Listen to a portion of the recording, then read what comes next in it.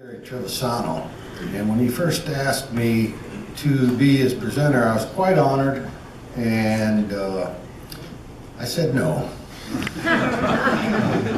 And he said it was going to be him or Mike Pickett and myself, and I said, well, Mike can do it himself. And I've known Gary for 25 years. We were partners. I've known him since we were young. He definitely deserves this honor, and I love him very much, and I'm glad that he's going to be inducted into the Hall of Fame. And the other guys, Red, I didn't know, but Tony Milam's one of my best friends here too, and congratulations to Tony. And these guys are well deserving of this honor. And with that, I'm going to let Mike introduce Gary. Thanks, Jay. Gary Trivisonno. I'm sure that all of us have stories about Triv, both on and off the golf course, but we're here today to honor one of the best and most talented golfers that's ever come out of Northeast Ohio. When Gary asked us to present the award, or the induction to the Hall of Fame, I couldn't personally have been more honored. On a personal level, Triv trusted me to be his assistant in 2003 through 2005. I learned a ton working for Triv, and I'll forever be grateful. I had to learn a lot because all the guy did was play golf. Some things never change, I guess. How about that? How about I always make fun of him about this. Of anyone that ever worked for Triv, I'm the only one that still stayed in the golf business. It's a true story. He wore everyone else out. Anyway, we'd like to share some of Gary's highlights from his career that he still, to this day, continues to build. As a junior golfer, Gary was one of the best local athletes to come out of Northeast Ohio. He went to the University of Alabama, where he was an NCAA All-American in 1978. During his time, he also won several state championships, including the 1977 Ohio Amateur, 1979 Ohio Open, and also won the Ohio Pub Links 3 times while he was there. In 1981 and 1982, Gary played on the PGA Tour, and he also played on the South African and Asian tours in 1984.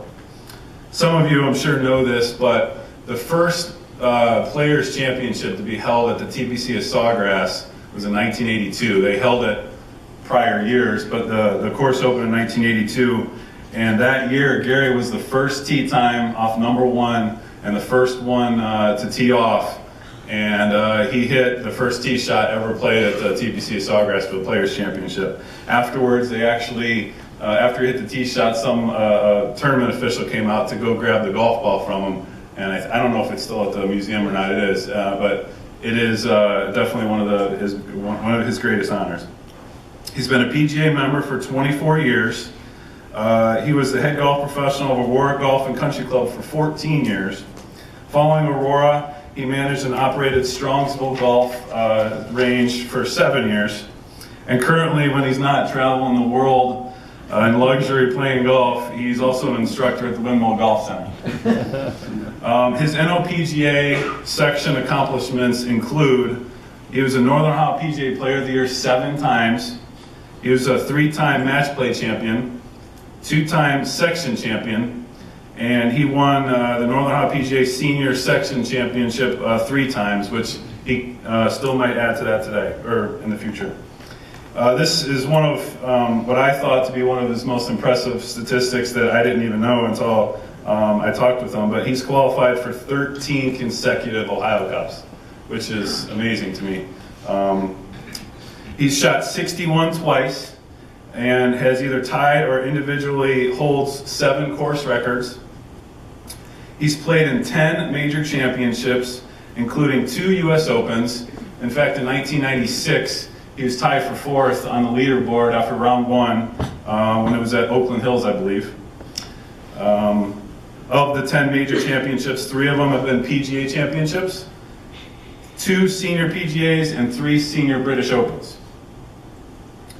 And finally, this is his 3rd Hall of Fame induction, the others being the Northern Ohio Golf Association in 2012 and the Cleveland Sports Hall of Fame in 2008. Clearly, his induction into the Northern Ohio PGA Hall of Fame is well deserved, and I'm looking forward to watching him build this impressive resume even further. Gary's down in Hilton Head right now, competing in a big senior event, so he cannot be here today. However, he did film an acceptance video, which we can play for you now. Thank you for allowing both Jay and I to present his induction, and let's give it up for the one and only Gary. I want to first thank the board of directors, the past presidents, and all the inductees in the Northern Ohio PGA Hall of Fame for your vote of confidence. I am honored and privileged to be a member now and a Hall of Fame of the Northern Ohio PGA. Sorry I cannot be there today, but unfortunately when Dominic told me about this award a couple weeks ago, I had a commitment down in Hilton Head, so don't feel too sorry for me. The weather's nice. Hopefully I'll make some putts. And yes, I am playing in another tournament. I was fortunate enough to be elected to the NOPGA Golf Hall of Fame, the Greater Cleveland Golf Hall of Fame, and now the Northern Ohio PGA. And I think this one is a little closer to my heart because I've been around these guys forever. Guys like Jay Spitali, friends forever. I appreciate everything you've done, Jay, and hopefully you learned a little bit from me. I know I learned some things from you. Tony Mila, Mitch Camp, Charlie Wood, Dominic Antonucci. So many guys that I'm very close to and had a great relationship and continue long time from here on out. Also Mike Pickett, one of the younger PGA members in our section. He was my assistant in Aurora for years. Mike's come a long way, done an awful lot, and I'm very proud to call you my friend, Mike, and thank you for everything you've done for me. My first job, I'll never forget, Hawthorne Valley Country Club, Leo Zampedro, who's passed on now. I learned so much from him, and I want to thank Leo, his family. I was very young when I started in the business at Hawthorne, and he was a very good boss, taught me quite a bit as far as being a PGA golf professional. Then I moved down to Fowler's Mill, where there was actually no PGA pros there, but I thought it was a great opportunity, and I did learn quite a bit when it comes to the public side of things, and it was a busy place. So thanks to all the people at Fowler's Mill back when I started out. Then I moved down to Walden at Dominic Antonucci. Probably learned the most from Dominic. Everyone thinks Dominic is a nice guy, and he is, don't get me wrong. But I got to tell you one story about Dominic. Mike Stepnica was the other assistant, and Dominic had a rule that there has to be a pro in the pro shop all the time. And he was out giving a lesson, and we had a lady in the pro shop, which she was very capable. But Mike Stepnica says, "Come on, Gary, let's go have lunch." I says, "Mike, no, we can't do that." Dominic says, "One of us got to be here, so why don't you go, and I'll go eat lunch when you come back." So anyway, he talked me into it. We both go have lunch. Sure enough, someone comes in looking for one of the pros, needs a ruling or something. So Dominic got pulled off the practice tee. He came running upstairs, found us during lunch, and he wasn't very nice to us.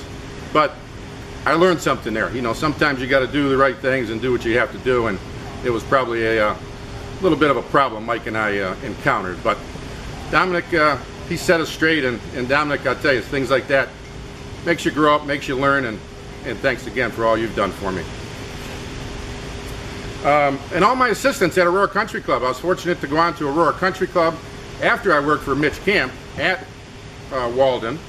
Mitch, we've been friends since junior golf, and him and I got along great. I think we complemented each other well there. And then fortunately I got a nice job at Aurora Country Club for years until it went public and they wind up selling. But all my assistants, and Tim Wire and Mark Stroke, Donnie Young, and especially Mike Pickett, who's still in the business, doing a great job over at Stonewater. Thank you for everything you've done. You know, and really the one thing I just want to be noted for, I'm sure I'm elected to this great honor because of my playing, because I'm a good guy, but you know, hopefully down the road when people say Gary Trivisonno's name, they think of Gary not only as a great player, but a good ambassador to the game, would do anything for the game. I always love to grow the game. I love junior golf and just love to be around people. So again, thank you everyone for this great award, great time, and have a great day.